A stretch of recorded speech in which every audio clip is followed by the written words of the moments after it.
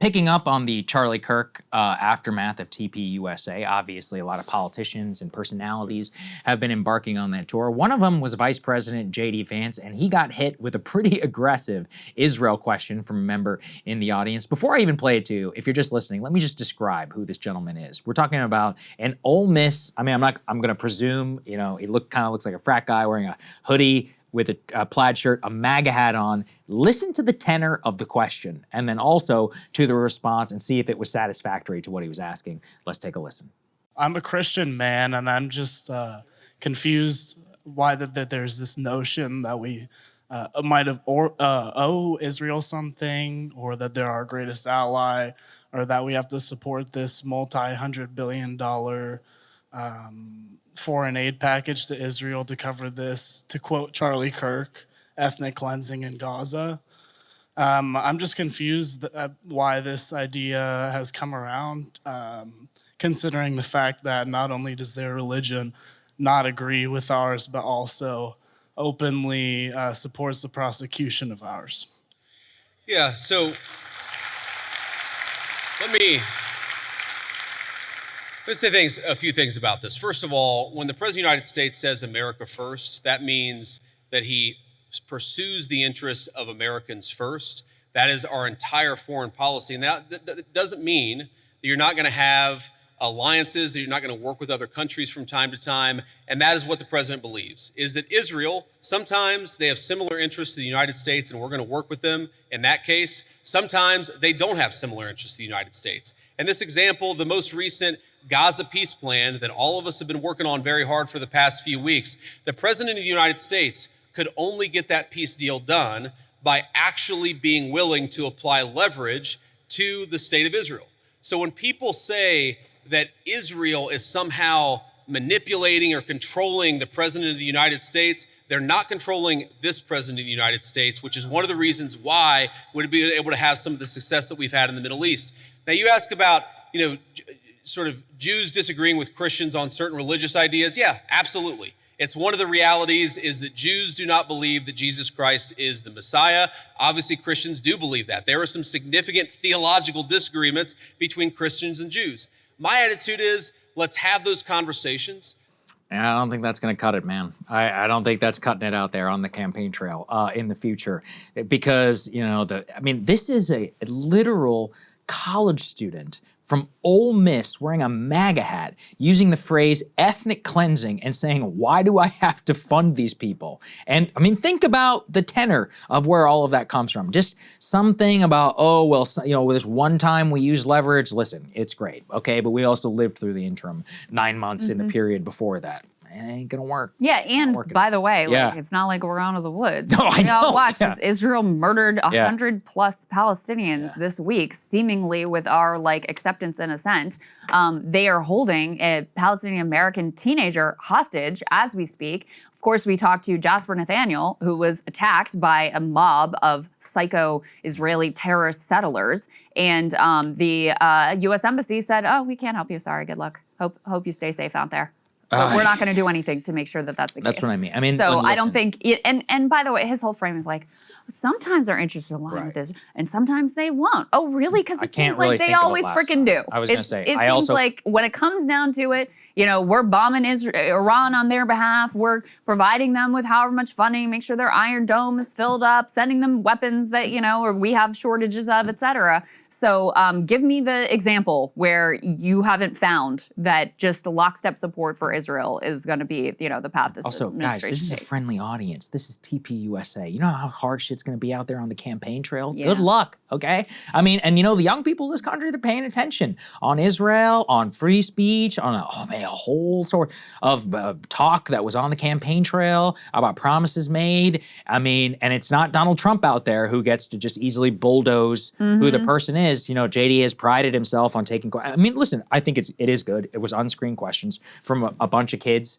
There were 10,000 people in the audience. I want to normalize more politicians doing stuff like this. But that is a small flavor of what awaits you if you want to seek the presidency. And especially being attached to this administration. I just think a lot of younger folks, can you imagine going back on the Theo Von show or Tim Dillon or Joe Rogan and not getting a question? I mean, I would hope at the very least that you're going to get a question, something like that. And actually, at this point, I think you would. I don't see a scenario of some of the glazing that happened with Donald Trump in 2024. The reality of power has just shifted so dramatically because you were on a podcast, you said one thing, 6 months later doing the exact opposite. Even a comedian is like, yeah, I'm not so sure about this, right? I was reading this Axios article about how some evangelical leaders, I don't know how big this phenomenon is, and they didn't put any numbers to it, so there's a reason for skepticism. But in any case, they were saying some evangelical leaders are sort of like quietly backing away from Trump.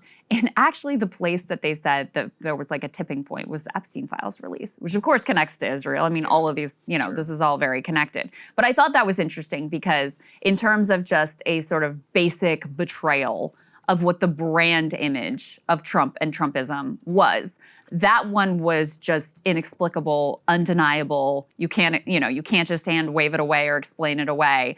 And then, you know, that fuels also the concerns of the way that our foreign policy is just sold out to Israel whatsoever. And, you know, there's certainly a reckoning that's happened, even, you know, to a greater extent on the Democratic side. You've got Jennifer Welch and I've had it, ladies out there, like, if you're taking money from AIPAC, you are Netanyahu's bitch. Like, that sort of, and you see even centrist Democrats like Seth Moulton being, oh, I'm not going to take money from AIPAC. Like, some of the savvier Pauls have realized, oh, this is going to be a thing. It's going to be a problem. It's going to be a litmus test. Right? Yeah. Van Lathan, he was like, I won't vote for anyone who's taken $1 of AIPAC money. It's like, this has reached like significant cultural penetration.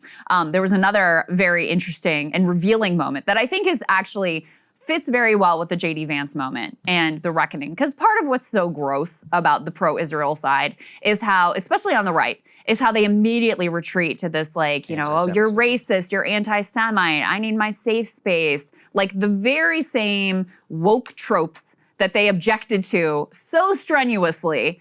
Now when it comes to Israel, suddenly they will pull them out at a moment's notice. So here we have Stephen Miller's wife, Katie Miller, on Piers Morgan, with Cenk Uygur and Omar Badr arguing about Israel. And first thing she does is threaten to crash out and rage quit because Cenk is too much of an anti-Semite for her deign to be in a conversation with. Let's go ahead and take a listen to that. Why is it that every time someone wants to criticize Mamdani, it immediately comes back to the Jews and the anti-Israel movement instead of actually talking about his viewpoints, which is that he wants to make— Nobody said Jews. You just said it. You always do that. We say Israel, you say Jews. We say Israel is a government. Please don't make it about Jewish Americans. And you come back and go, you have to make it about Jewish Americans. What's wrong with you? What's wrong with you? Is Israel a Jewish state? Yes or no? Yeah. First of all, okay, so Saudi Arabia is a Muslim state, and you can criticize it all day long, all day long.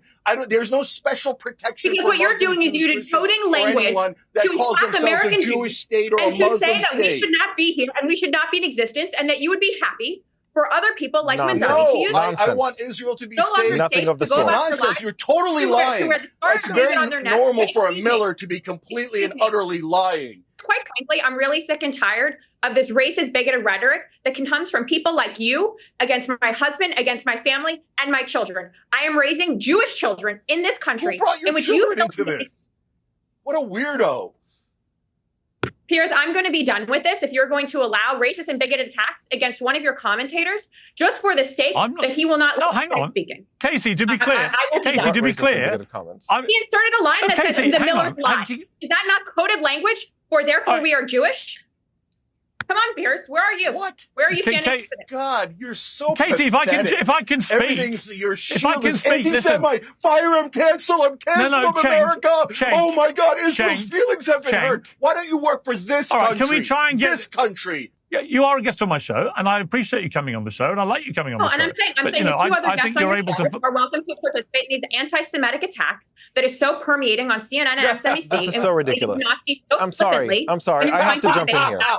Somebody criticizing you personally is not an anti-Semitic attack. If somebody says that you are lying, that is not an attack on Jews, that is an attack on you. And just stop hiding behind identity. This is all the snowflake behavior that the right is supposedly criticizing the left for, that you're simply repeating here. Yes, Stephen Miller is a destructive force. Hold on. So you better what check your happened in the citizenship Holocaust and application all and the hope pogroms everything was and legally all the and correct. pogroms were You'll be disgusting. just like Ilhan That Omar doesn't coming mean in. that. That was amazing. And if you couldn't hear there at the end, because I had to listen to it a couple times, what she said to Cenk is, you better check your citizenship application. Meaning, I'm gonna get my husband to denaturalize, because Cenk is a naturalized citizen, to look into whether we can deport you and strip you of your citizenship because I don't like the thing that you said on a panel on Piers Morgan. You just got humiliated on Piers Oh, Morgan. absolutely. Have you ever seen more fragile behavior? No, honestly, not. from anyone ever? Yes, like this is my preclusion to the most sexist thing I'll ever say publicly. Stephen, get your woman under control.